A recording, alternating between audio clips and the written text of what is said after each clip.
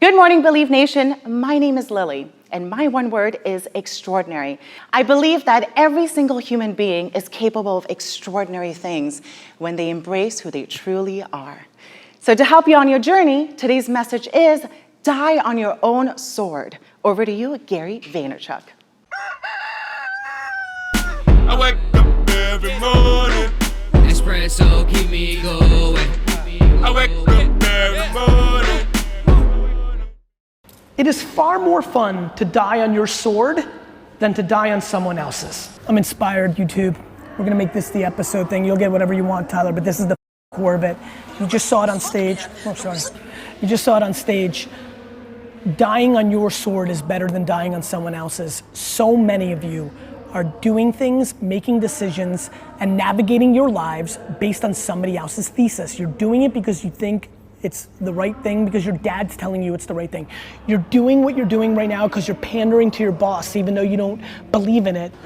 This is how it's gonna play out. You are doing things right now. Yesterday, you made a decision that you don't believe in, but you're smart. You did it because you know how your company scores. Here's the problem with disruption and innovation.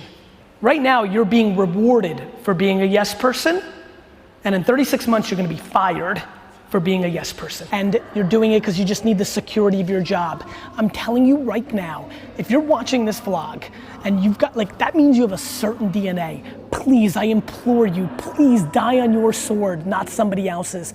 If you're gonna lose, it's much more fun to lose based on what you thought. Do you know how many of you are gonna lose on somebody else's thesis? It's gonna kill at you, it's gonna eat at you, it's going to be the worst feeling. So please, pause this video right now and ask yourself, am I doing my because of me? Then you're good, whether you're winning or losing. Or am I doing it because somebody else is telling me it's the right way? Or I'm subconsciously pandering to please somebody or something because I need the short-term stability. Figure that the out. You know it and I know it. You just need to do something about it. You will never be truly fulfilled if you live your life for someone else, whether if it's your spouse, your mom, your teacher. You need to pave your own path. But at the same time, how can you pave your own path when you don't know what you stand for? It's like the old saying, when you stand for nothing, you fall for everything. Which is why I have wholeheartedly embraced your one-word philosophy right here.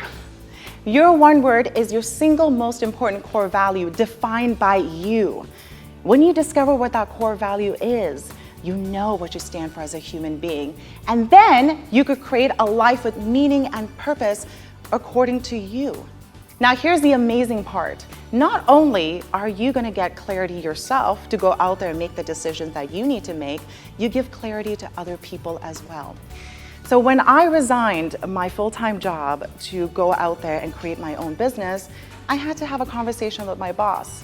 And it was really hard because I really loved her as my manager. So I honestly told her that I loved working there and I love my team, but I'm about something much more than that, much bigger than the company I was working for. I wanted to have a world-changing impact. And by staying at that company, I wouldn't have been able to do that.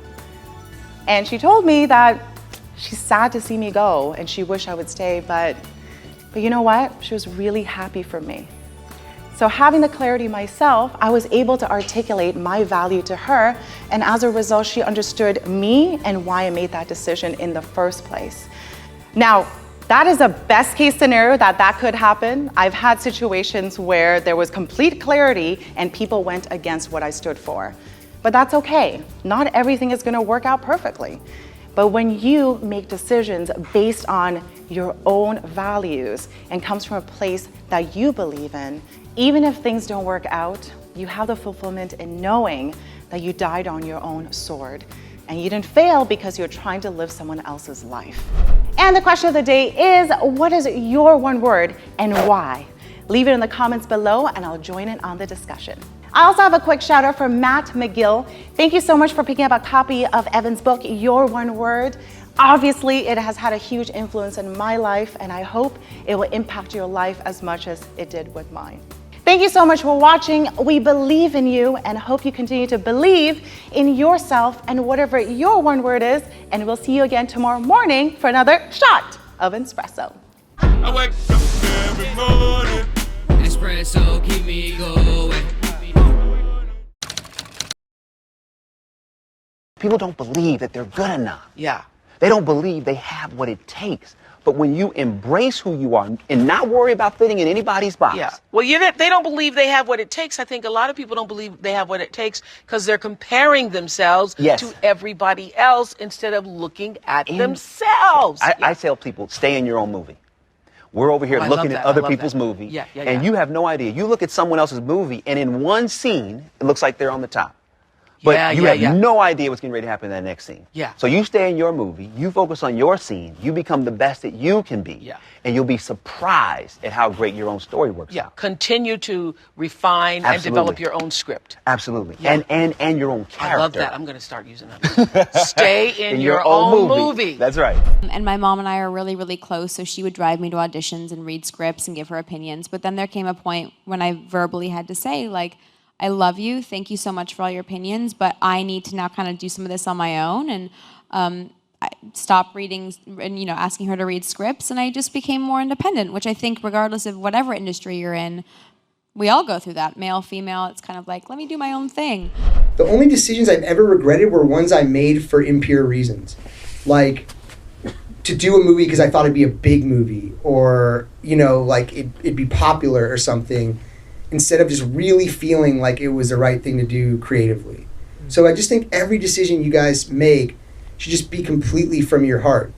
And if you should only make stuff you would want to show the whole world forever, and constantly just go from your heart and don't have anything else cloud your judgment, Purity. I know it sounds like really like straightforward and like cliche, but purity in your decisions, they should come from what you feel all the time. Raise your standard. Apple at the core, its core value is that we believe that people with passion can change the world for the better. Not one drop of my self-worth depends on your acceptance of me. I don't ever give up. I'd have to be dead or completely incapacitated. Hey Believe Nation, if you want to see my all-time favorite top 10 rules of success, I have a very special secret video for you. These are the individual clips that I have personally learned the most from and applied to my life and my business. Check the link in the description for details.